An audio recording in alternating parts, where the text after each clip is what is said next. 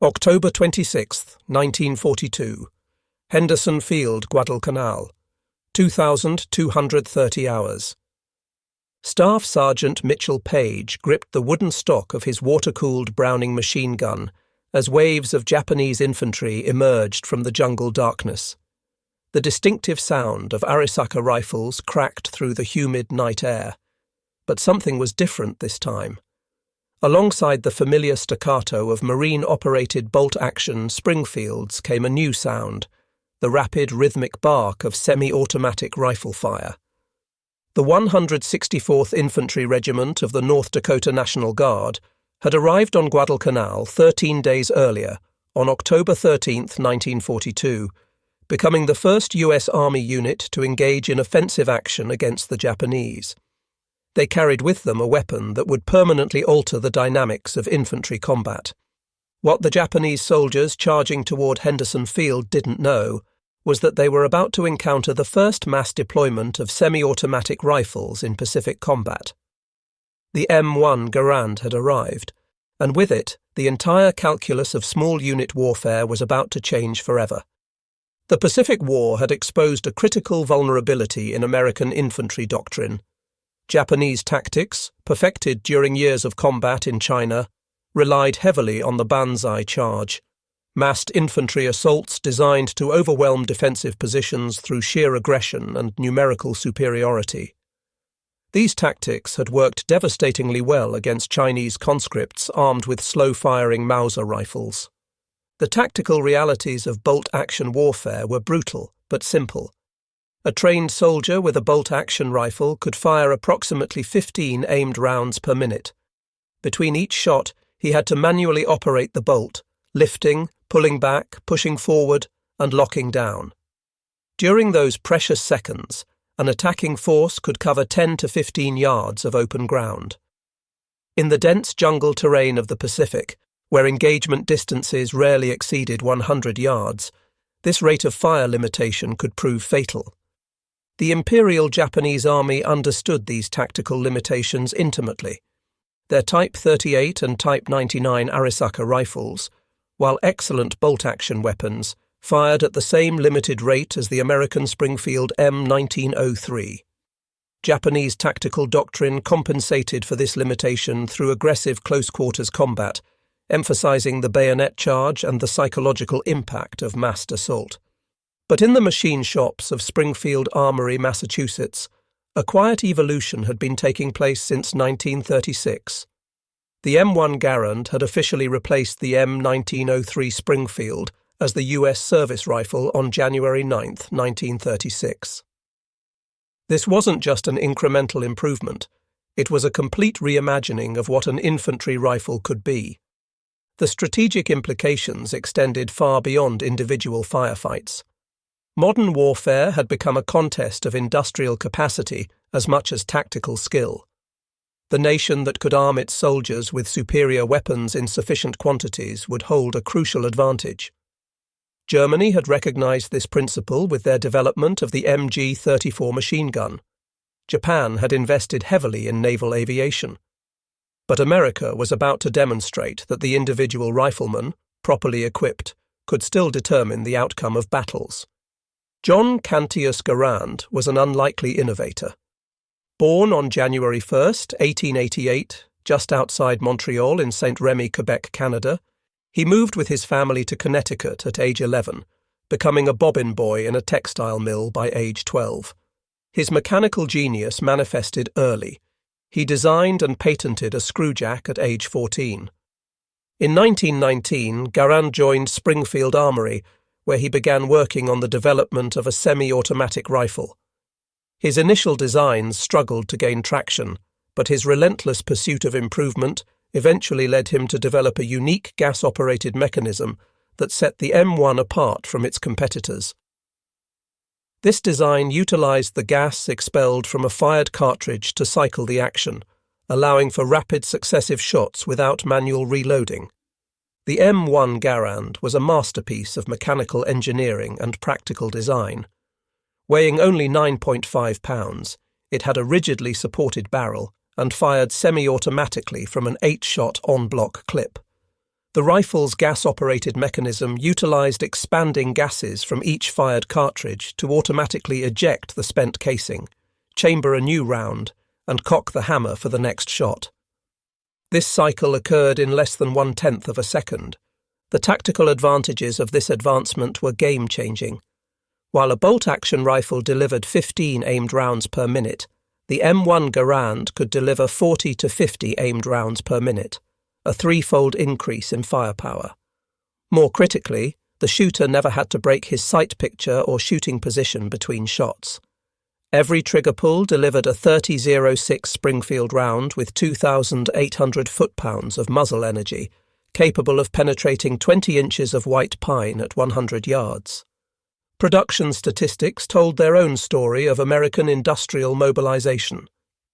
Machine production began at Springfield Armory in September 1937 at a rate of 10 rifles per day, reaching an output of 100 per day within 2 years.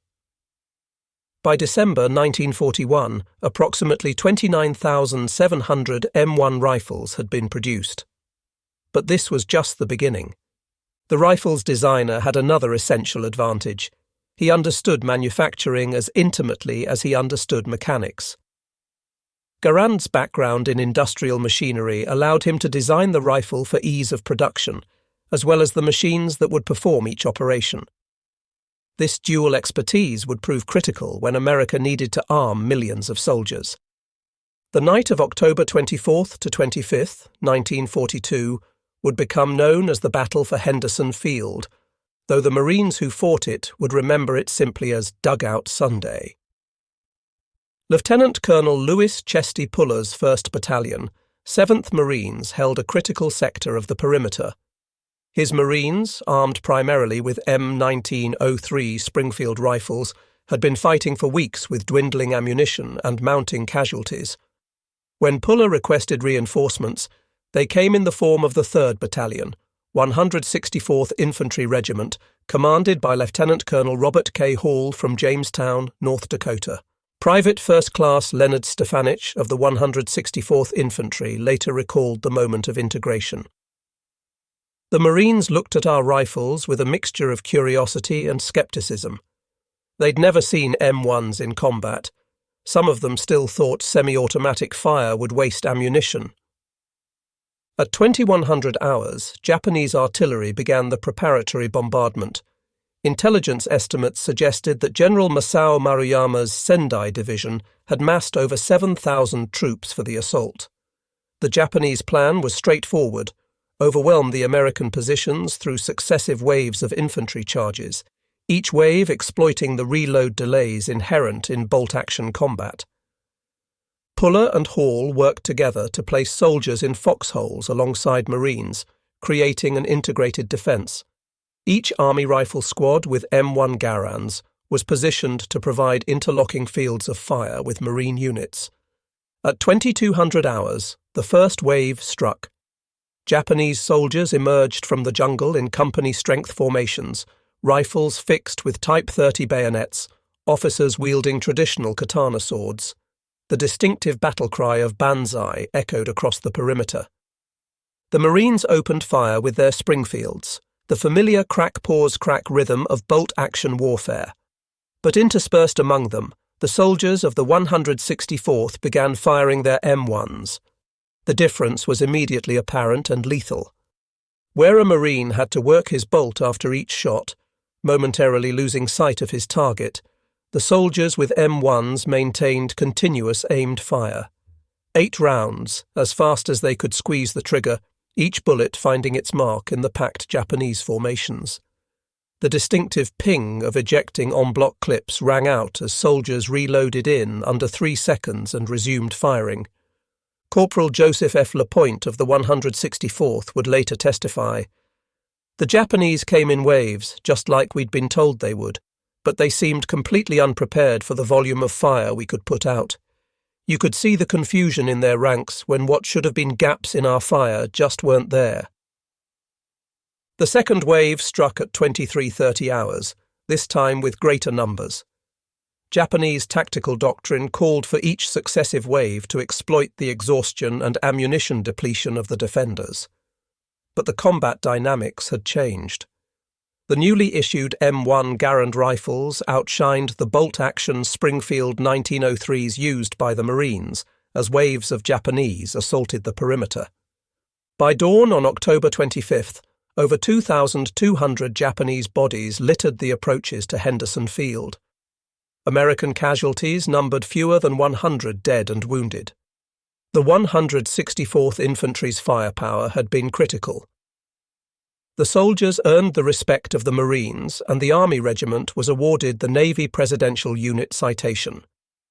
Corporal Kenneth S. Foubert of the 164th Infantry had already made history 13 days earlier, becoming recognized as the first U.S. Army soldier to die in combat after the attack on Pearl Harbor, when he was struck by shrapnel from a bomb dropped by a Japanese plane as he landed on the beach on October 13th. The success on Guadalcanal sent shockwaves through both American and Japanese military establishments. Urgent cables from Pacific Theater commanders demanded immediate acceleration of M1 Garand production and distribution. Springfield Armory shifted to 24-hour operations. The change was remarkable. Entire production lines were reorganized around the clock. Workers who had previously manufactured typewriters and sewing machines now assembled the components of America's primary infantry weapon. By mid-1943, Springfield's output reached unprecedented levels of production efficiency, eventually exceeding 4,000 rifles daily. In 1940, a second source was enlisted when Winchester Repeating Arms Company was contracted to manufacture the M1 Garand. Winchester's experience in mass-producing sporting rifles proved invaluable. Their New Haven, Connecticut factory retooled entire production lines, implementing innovative manufacturing techniques that further streamlined production. The modernization of Winchester's factory represented American industrial mobilization at its peak. Peacetime manufacturers of sporting goods became arsenals of democracy.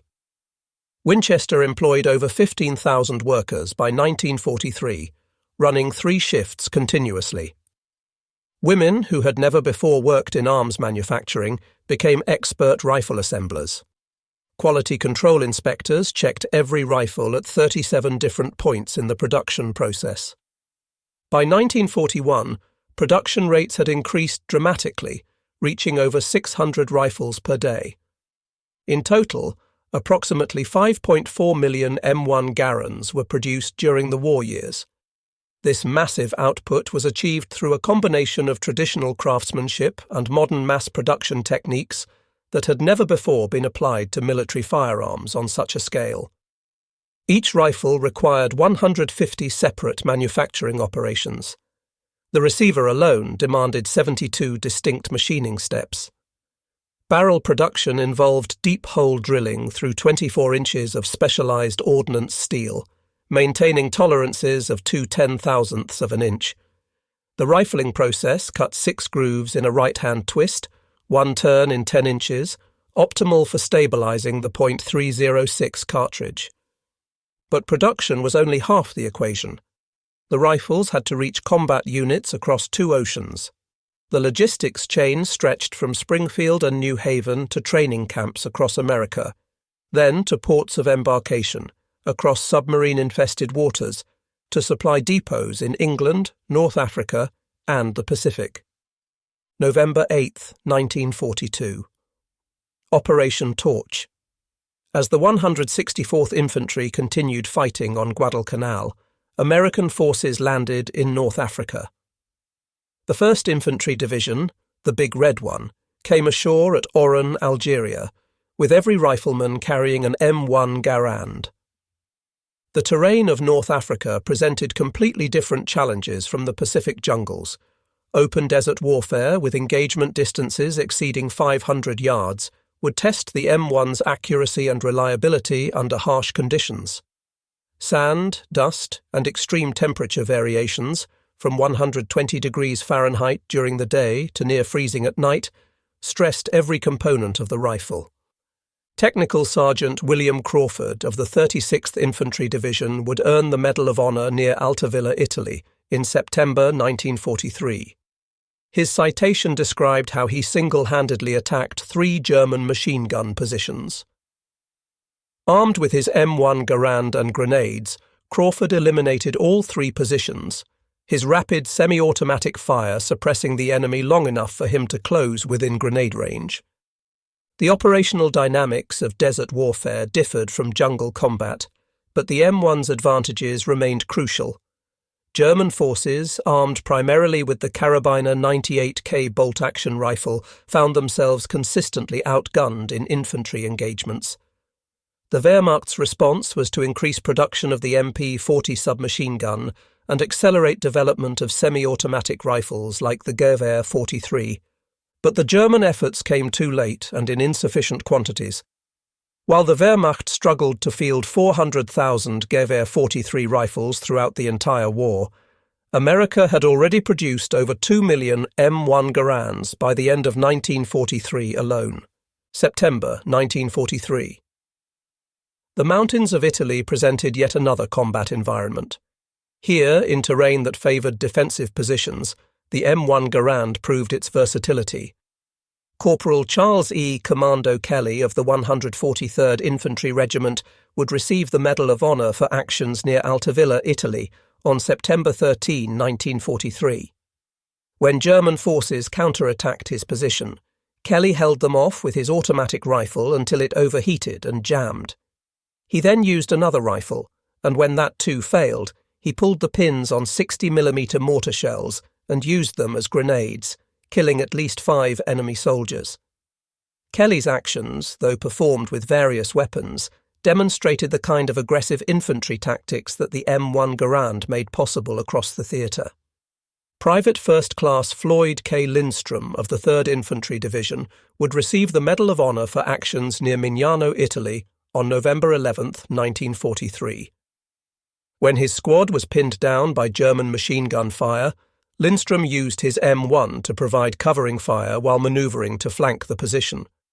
The rapid, accurate fire from his Garand allowed him to suppress the enemy gun crew long enough to destroy the position with grenades. Supply of the M1 rifle took some time to catch up with demand, and many units in Italy were not fully equipped with the Garand until mid-1944. Units still equipped with M1903 Springfields found themselves at a severe disadvantage in the close-quarters mountain fighting. The Italian campaign demonstrated another essential advantage of the M1 Garand, its reliability in adverse conditions. Rain, mud and snow were constant companions in the Italian mountains. The M1's gas-operated system, while complex, proved remarkably resistant to fouling. Soldiers reported that even when caked with mud, the rifle would continue to function after a quick field cleaning. June 6, 1944, D-Day. As American soldiers waded through the surf at Omaha Beach, they carried M1 Garands wrapped in protective gas-proof bags. The rifles had been treated with special preservative compounds to survive the saltwater immersion. Private Carlton W. Barrett of the 18th Infantry Regiment, 1st Infantry Division, would earn the Medal of Honour for his actions on D-Day. Armed with his M1 Garand and Browning automatic rifle ammunition he'd gathered from fallen comrades, Barrett eliminated an entire German machine gun squad that had pinned down his unit on the beach. The hedgerow country of Normandy created a unique tactical environment. Engagement distances rarely exceeded 50 yards, and the ability to deliver rapid, accurate fire while manoeuvring became paramount. By late summer 1944, many non-commissioned officers and field officers swapped out their M1 carbines for Garand rifles, opting for the hard-hitting .3006 round that could blast through doors and masonry in urban combat. Staff Sergeant Walter D. Ehlers of the 18th Infantry Regiment would earn the Medal of Honour for actions near Goville, France on June 9 to 10, 1944. Over 2 days of intense combat, Ehlers used his M1 Garand to eliminate multiple German positions, at one point single-handedly attacking a mortar position and killing its crew with rapid semi-automatic fire. The Battle for St. Lo, July 1944, demonstrated the M1's effectiveness in urban warfare. House-to-house fighting required weapons that could penetrate walls and barriers. The .306 round fired from the M1 could punch through brick walls that would stop lesser calibers. German soldiers quickly learned to fear the distinctive sound of multiple M1s firing in rapid succession. October 20th, 1944, Leyte Gulf, Philippines. General Douglas MacArthur waded ashore, fulfilling his promise to return. With him came 4 army divisions, fully equipped with M1 Garands, about to face the most fanatical Japanese resistance of the war. The Philippines campaign would test every aspect of the M1 Garand's design. Monsoon rains, tropical humidity approaching 100%, salt corrosion from sea spray, and the ever-present mud of jungle warfare. Japanese forces, now fully aware of American firepower superiority, had adapted their tactics.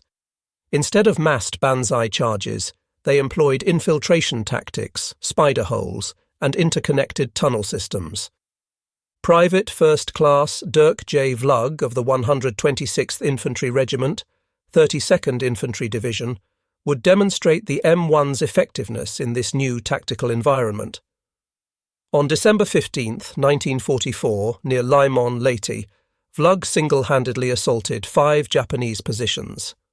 Armed with his M1 Garand and a rocket launcher captured from a wounded comrade, he eliminated multiple enemy strongpoints, his rapid rifle fire keeping Japanese defenders suppressed while he manoeuvred. The Battle for Manila, February 1945, would see urban warfare on a scale not previously encountered in the Pacific. Every building became a fortress, every room a potential killing field. The M1 Garand's power became essential. Its .306 rounds could penetrate walls, doors, and improvised barricades that would stop lesser calibers. Technical Sergeant Donald E. Rudolph of the 20th Infantry Regiment would earn the Medal of Honor during the fighting for Manila. On February 5, 1945, Rudolph cleared an entire city block virtually single-handed, using his M1 Garand to eliminate Japanese defenders from fortified positions. His citation noted that he fired over 400 rounds during the 6-hour engagement, with his M1 functioning flawlessly throughout. April 1, 1945, Operation Iceberg. The invasion of Okinawa represented the largest amphibious assault of the Pacific War. Over 180,000 American soldiers and Marines would land on the island, virtually all armed with M1 Garands or M1 carbines. The Japanese defense of Okinawa represented their most sophisticated tactical evolution of the war. General Mitsuru Ushijima had prepared a defense in depth, utilizing the island's natural cave systems and coral ridges. Instead of attempting to stop the Americans at the beach, he would bleed them white in a battle of attrition. Private First Class Desmond Doss, a medic with the 77th Infantry Division, would earn the Medal of Honor without ever firing a weapon. But the men he saved relied on their M1 Garands to suppress Japanese positions while Doss evacuated wounded soldiers. On May 5, 1945, during the assault on the Maida Escarpment, Hacksaw Ridge, soldiers of the 77th Infantry Division delivered covering fire with their M1s, while Doss single-handedly evacuated 75 wounded men. Corporal Thomas J. Coolidge of the 96th Infantry Division described the intensity of the fighting. The Japanese had learned. They didn't charge anymore. They made us come to them, fighting for every cave, every pillbox. Without the M1, we would have been overwhelmed. When a spider hole opened up, you had to put 8 rounds on it immediately, or someone died. The Battle for Sugarloaf Hill, May 12th to 18th, 1945, epitomized the savage nature of Okinawa combat. Marines and soldiers fired over 30,000 rounds of 30 cal 06 ammunition per day during the 6-day battle. M1 Garands, fired until their barrels glowed red, delivered the sustained firepower necessary to suppress Japanese positions. Private First Class Clarence B. Craft of the 382nd Infantry Regiment would earn the Medal of Honor on May 31, 1945, at Hen Hill, Okinawa. Armed with his M1 Garand and grenades, Kraft single-handedly assaulted a Japanese-held escarpment, eliminating multiple machine gun positions and killing dozens of enemy soldiers in close combat. His rifle's rapid-fire capability allowed him to suppress enemy positions while maneuvering up the steep slope. By the battle's end on June 22, 1945, American forces had suffered over 50,000 casualties. Japanese losses exceeded 100,000 dead. The M1 Garand had proven itself in the war's most brutal combat environment, functioning reliably despite the mud, rain and constant use that characterized the 82-day campaign. The numbers told an irrefutable story of industrial might and tactical superiority. Production statistics. Total M1 Garands produced during World War II, 5,468,772. Springfield Armory production, approximately 3.5 million rifles. Winchester production, over 500,000 rifles. Peak daily production, over 5,000 rifles per day across all facilities. Total .30-06 ammunition produced, 47 billion rounds. Cost per rifle, $85 in 1945, approximately $1,200 in modern currency. Combat effectiveness metrics: rate of fire advantage, 300% over bolt-action rifles. Effective range, 500+ yards with iron sights. Maximum effective range, 1,000 yards. First-round hit probability at 300 yards, 73% for trained marksmen. Sustained fire capability, 100+ rounds before significant accuracy degradation. Mean rounds between failure, 5,000+ rounds. Barrel life, 10,000+ rounds before replacement needed. The numerical advantage was undeniable. A standard U.S. Army rifle squad of 12 men with 10 M1 Garands and 2 Browning automatic rifles could deliver 400 to 500 aimed rounds per minute. An equivalent Japanese squad with Arisaka rifles could manage only 150 to 180 rounds per minute.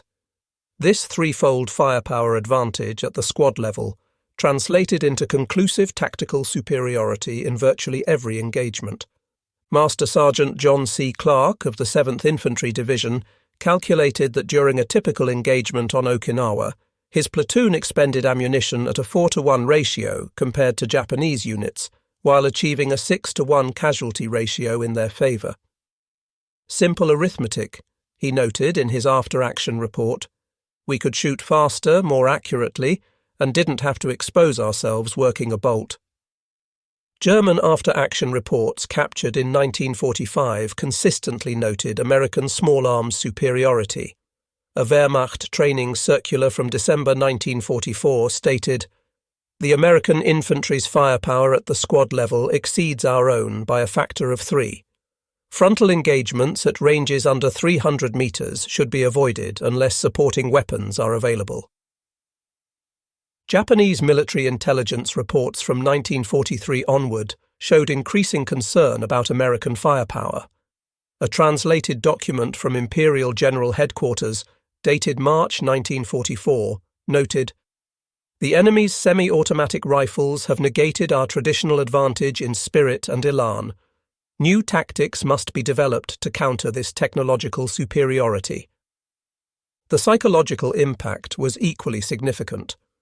Wehrmacht Obergefreiter Friedrich Bertenrath, captured during the Battle of the Bulge, stated during interrogation, "We could always tell when we faced Americans by the sound of their rifles.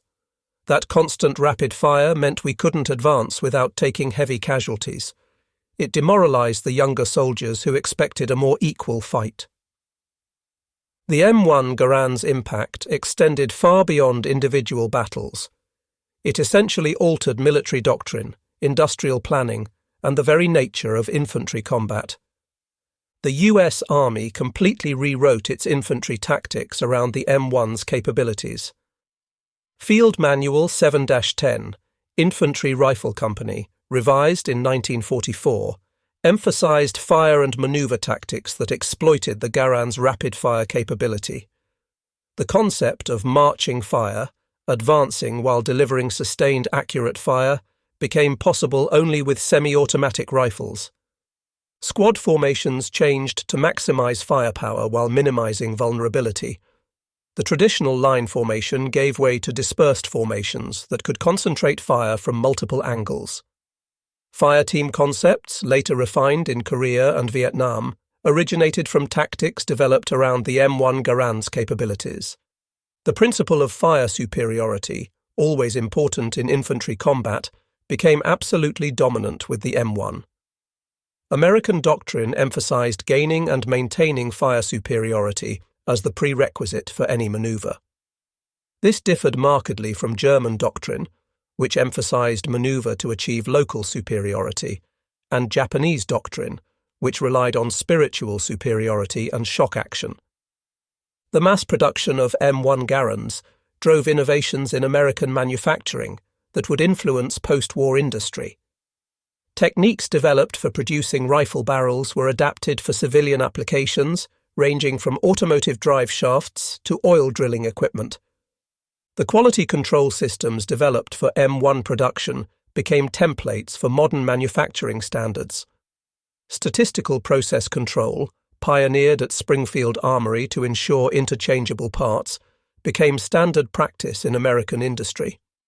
The concept of go-no-go gauges, vital for M1 production, spread throughout manufacturing sectors. After World War II ended, International Harvester Corporation and Harrington and Richardson Arms joined the production effort during the Korean War, with International Harvester alone producing 337,623 M1 Garands between 1953 and 1956. This demonstrated the enduring value of the design and the ability of American industry to rapidly reconstitute military production capabilities.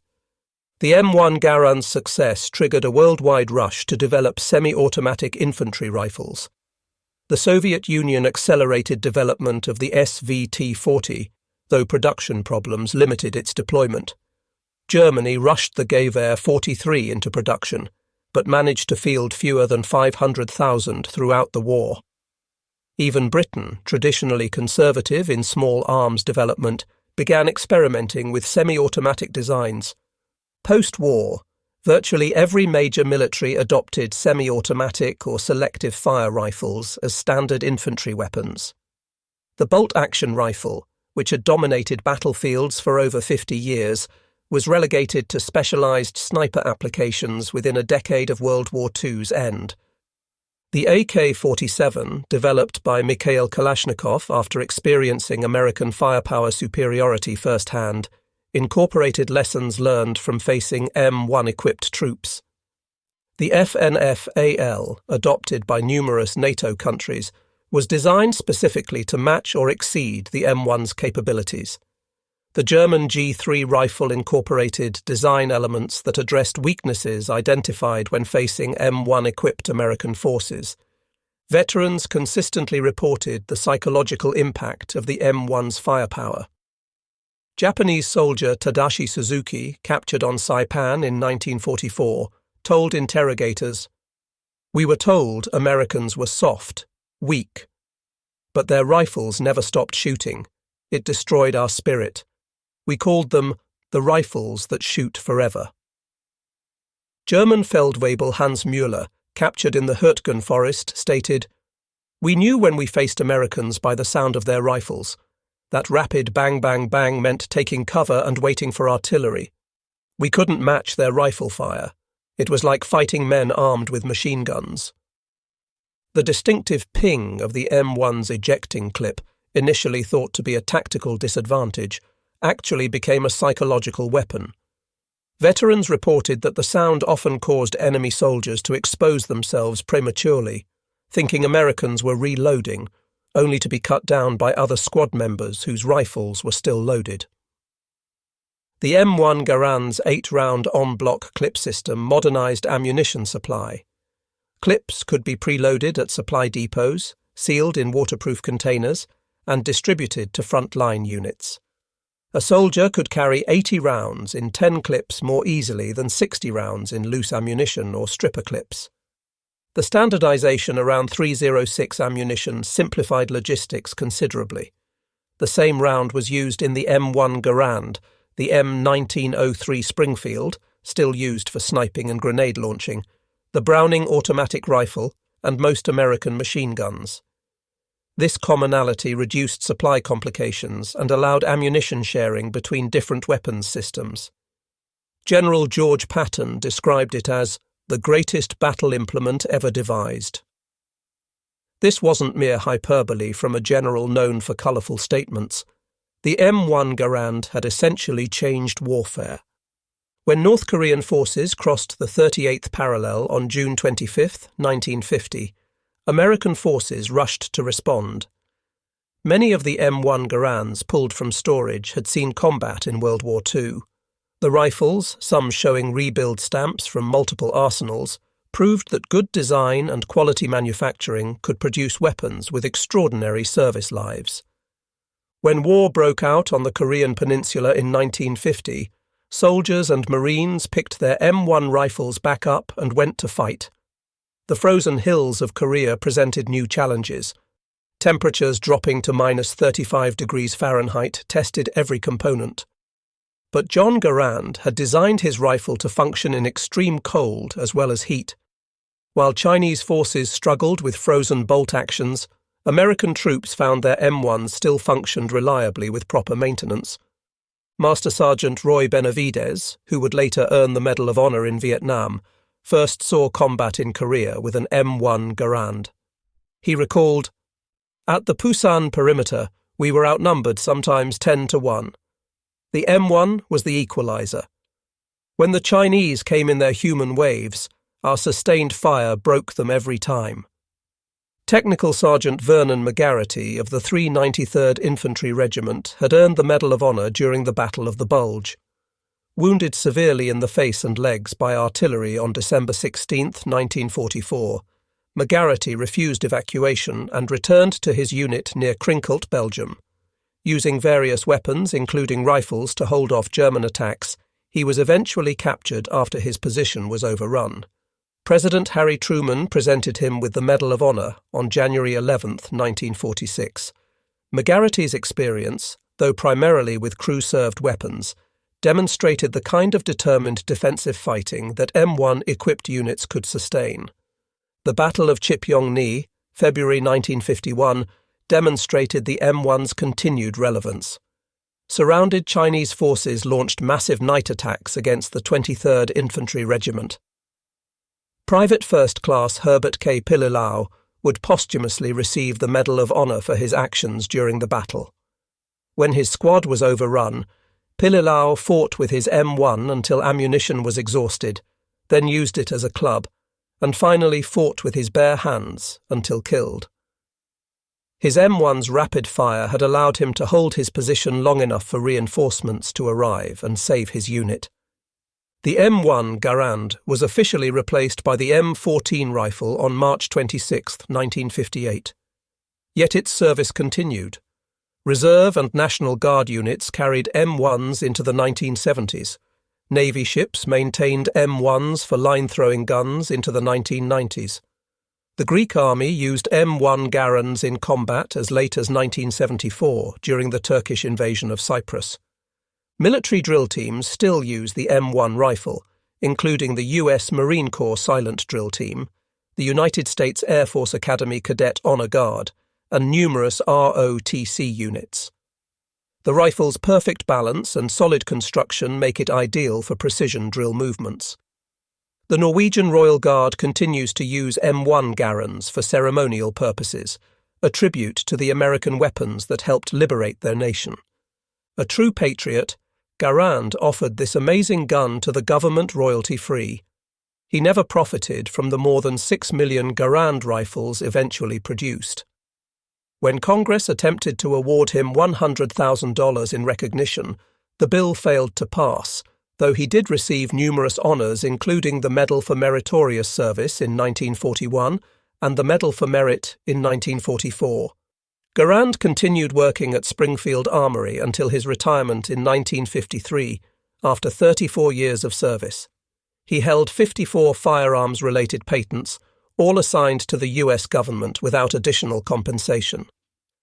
He lived modestly in Springfield, Massachusetts, until his death in 1974, having lived to see his rifle serve in 3 wars and arm millions of American servicemen. In a rare 1940s interview, Garand said, "I am not a genius. I am just a mechanic who loves to solve problems. The M1 rifle was simply a problem that needed solving. How to give our soldiers the best possible weapon. If my rifle saved even one American life, then my work was worthwhile." Beyond production figures and technical specifications, other numbers told the M1 Garand's true story. American infantry casualties in World War II, 661,000.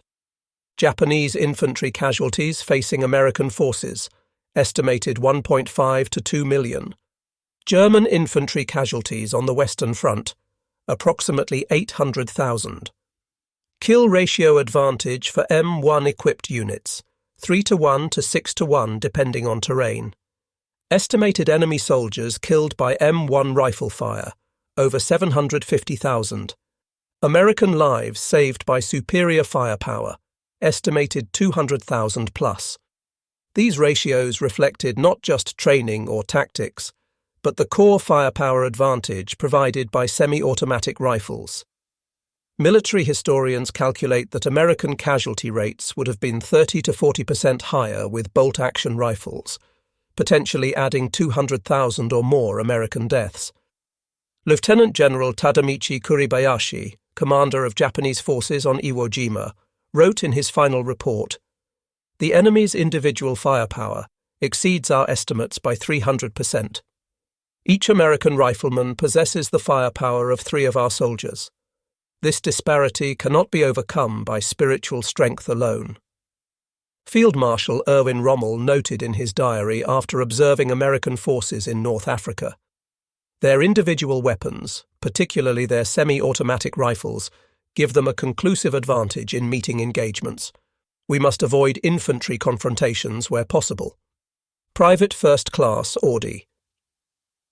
Murphy, the most decorated American soldier of World War II, credited the M1 Garand with saving his life numerous times. During his Medal of Honor action on January 26, 1945, Murphy used an M1 Garand to hold off an entire German company, firing over 200 rounds in a single engagement. "The M1 never let me down," he later wrote. "When everything else failed, when artillery couldn't reach, when air support wasn't available, that rifle kept me alive." Soviet Marshal Georgy Zhukov, observing American forces during joint operations in 1945, commented, "The American soldier is well armed. His semi-automatic rifle gives him a significant advantage in combat. We must develop similar weapons for the Red Army." This observation contributed directly to Soviet development of the SKS and later the AK-47. The M1 Garand became more than a weapon. It became a symbol of American industrial capability and democratic strength. The rifle that armed citizen soldiers from farms and factories proved superior to weapons carried by professional warriors of totalitarian regimes. Post-war surveys of veterans revealed that 94% rated the M1 Garand as excellent or very good. When asked what single piece of equipment most contributed to victory, the M1 Garand consistently ranked in the top 3, alongside the Jeep and the C-47 transport aircraft. Bill Mauldin, the famous World War II cartoonist, captured the relationship between American soldiers and their M1s in his Willie and Joe cartoons.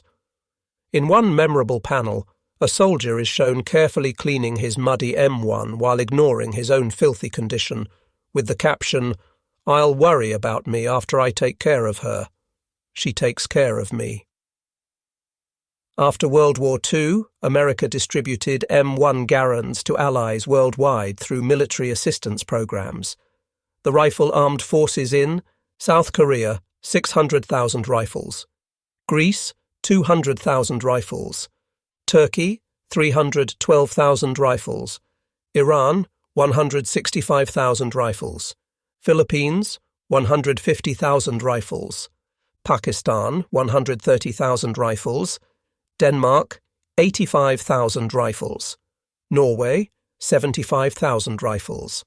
Italy, 232,000 rifles, including those manufactured under license. These rifles influenced a generation of military leaders and weapons designers worldwide.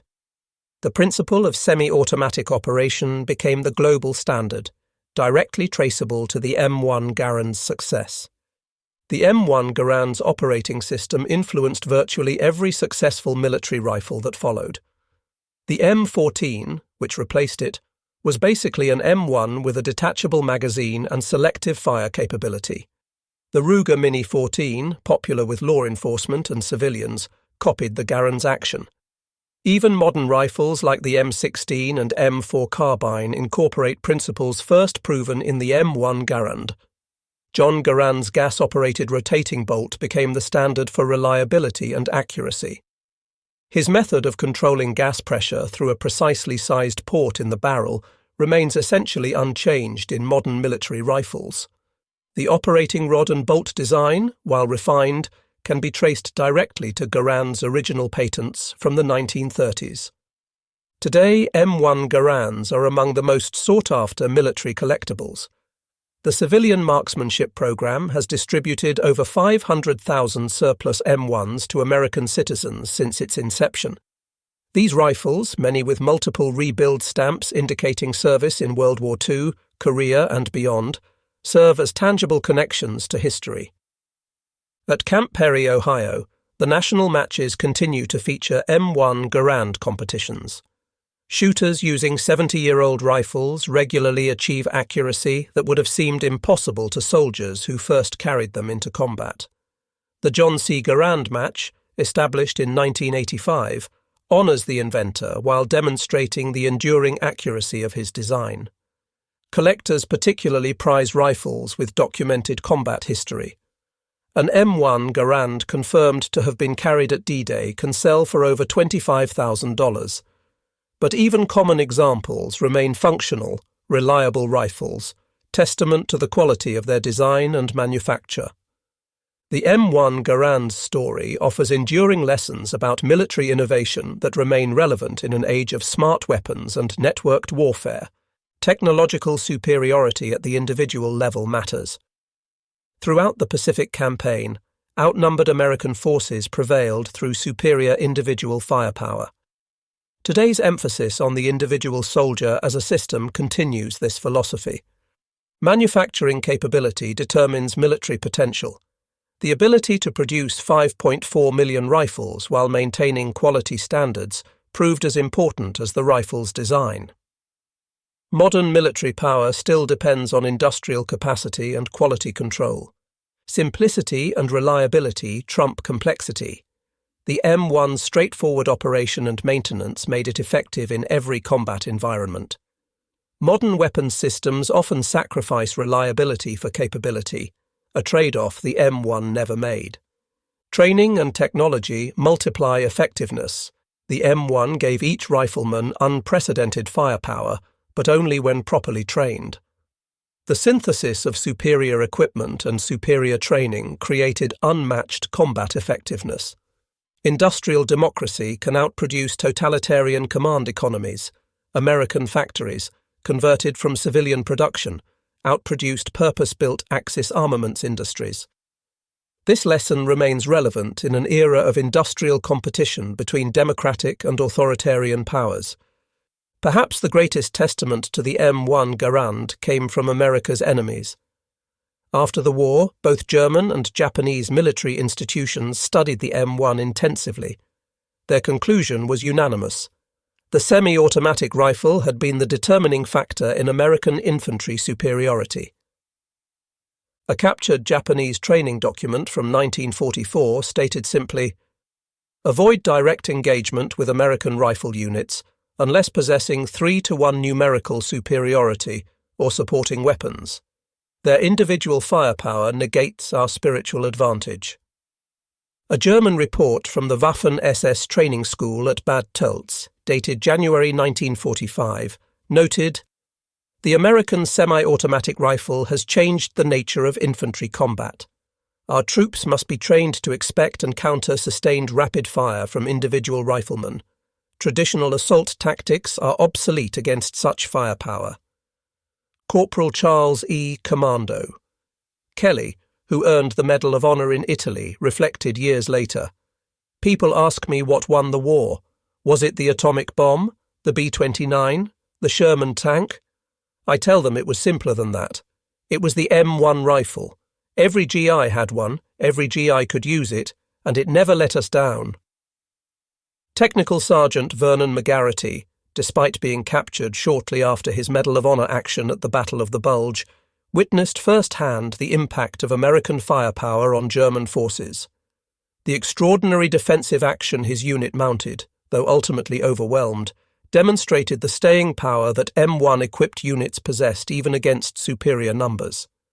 Marine Private First Class Albert E. Schwab, who posthumously received the Medal of Honor on Okinawa, wrote in his last letter home, "Mum, this rifle they gave me is something special. It shoots as fast as I can aim. The Japanese just can't match it. If I make it home, it'll be because of this rifle." In the pre-dawn darkness of October 26, 1942, when Staff Sergeant Mitchell Page held his position against overwhelming Japanese forces, and when soldiers of the 164th Infantry Regiment brought their M1 Garands into combat on Guadalcanal, they carried more than just rifles. They carried the culmination of American industrial genius, the product of one immigrant's mechanical brilliance, and the instrument that would permanently alter the nature of warfare. From that night on Henderson Field to the final shots fired in August 1945, the M1 Garand proved itself in every theatre, every climate, and every type of combat. It armed citizen soldiers who had never before fired a weapon in anger and turned them into the most effective infantry force the world had ever seen. The numerical facts were irrefutable.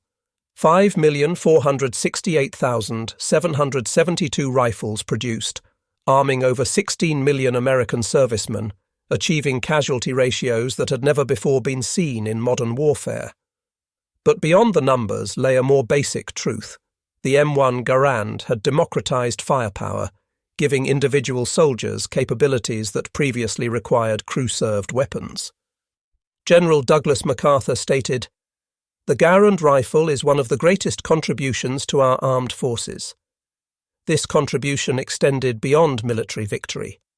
The M1 Garand represented American values made manifest in steel and wood, innovation, quality, reliability, and the belief that superior technology in the hands of free citizens could overcome tyranny. The M1 Garand didn't just change tactics or doctrine, it changed the essential nature of ground combat.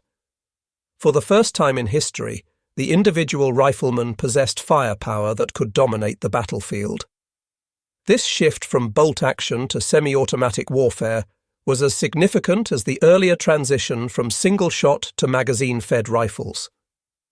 Today, when military historians analyse the factors that led to Allied victory in World War II, they cite industrial capacity, logistics, air superiority, and code breaking.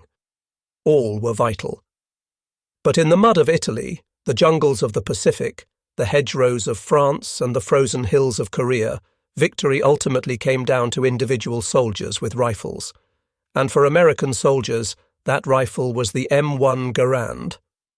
John Cantius Garand died in 1974, having lived to see his invention serve 3 generations of American warriors.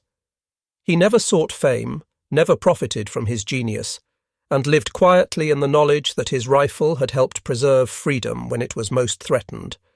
His greatest reward, he once said, was knowing that American soldiers had the best rifle in the world when they needed it most. The last word belongs to a soldier. Staff Sergeant Raymond Zussman, who would posthumously receive the Medal of Honor for actions in France, September 1944, wrote in his final letter home, "Mum, if you want to know what's keeping me alive over here, it's my rifle, my buddies, and the knowledge that we've got the best equipment in the world. This M1 rifle, it's like having a guardian angel that never misses. In workshops across America, in factories running 3 shifts, in the genius of one Canadian-born inventor, and in the hands of millions of American soldiers, sailors, and Marines, the M1 Garand had indeed become what General Patton proclaimed, the greatest battle implement ever devised. Its 5 million rifles didn't just arm America's military, they revolutionized the very nature of warfare and helped save the world from tyranny. The distinctive ping of an ejecting en-bloc clip became the sound of freedom advancing, one 8-round clip at a time, across the battlefields of the world. That sound, once heard on every battlefield from Normandy to Okinawa, echoes still in the memory of those who were there and in the gratitude of generations who weren't. When the last World War II veteran passes into history, when the last Korean War soldier tells his final story, the M1 Garand will remain, in museums, in collections, in the hands of target shooters at Camp Perry, a tangible reminder of the time when American ingenuity, industrial might, and individual courage combined to save civilization itself. 5 million rifles, 16 million soldiers, one brilliant design, one immigrant inventor, one free nation standing against tyranny. The M1 Garand was, is, and shall remain the greatest battle implement ever devised, not just because of what it was, but because of what it represented. The ability of free people, properly armed and trained, to defeat any enemy, overcome any odds, and preserve liberty for future generations.